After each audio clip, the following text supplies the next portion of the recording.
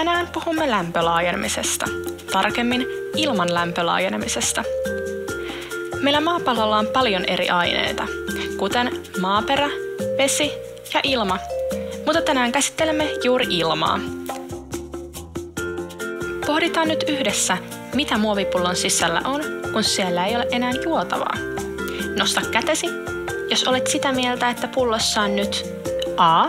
Ei mitään, B. Ilmaa, C. Jotain. Oikea vastaus on B. Ilmaa.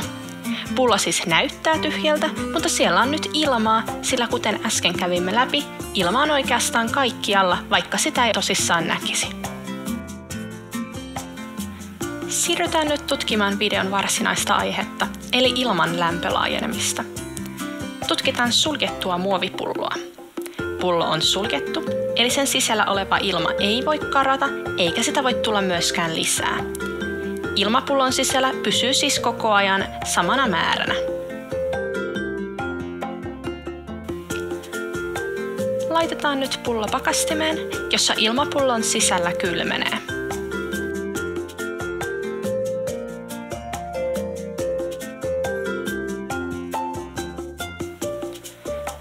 Pullo on pakastimessa vain 10 minuuttia.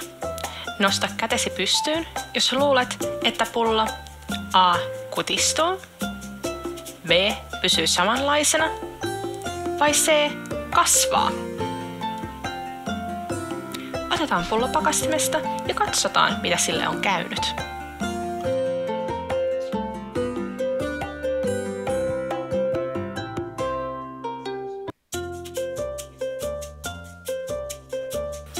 Pullosta voi nähdä, että se tosiaan on kutistunut pakkasessa.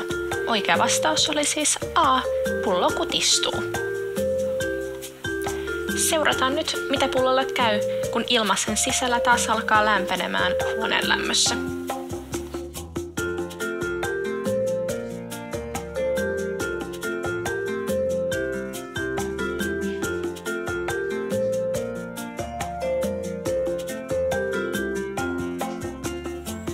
Pullo siis palasi takaisin oman muotonsa sen lämpötilan taas kohottua.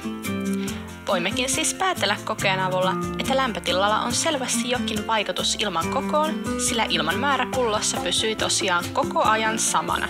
Ilma siis pienenee kylmetessään ja kasvaa lämmetessään. Tämän saman ilmiön voi huomata myös vaikka, jos lähdet talvipakkasilla palauttamaan pulloja ja kaupalle päästösi pullot ovatkin rytyssä. Mutta mistä tämä johtuu? Ilma on seos, joka koostuu eri molekyyleistä, kuten happi, typpi ja vesi. Ne ovat jatkuvassa vapaassa liikkeessä. Kun lämpötila laskee, myös molekyylien liikkumisnopeus laskee. Tällöin ne tarvitsevat vähemmän tilaa liikkuakseen ja aiheuttavat pienemmän paineen ympäristöönsä. Paineero pullon sisäosan ja pakastimen välillä aiheuttaa pullon painumisen kasaan. Vastaavasti, kun pullon sisäosa lämpenee, molekyylit alkavat taas liikkua nopeammin, molekyylit tarvitsevat enemmän tilaa liikkuakseen ja paine pullon sisällä kasvaa. Toivottavasti opit jotakin uutta ilman lämpölaajenemisesta. Heippa!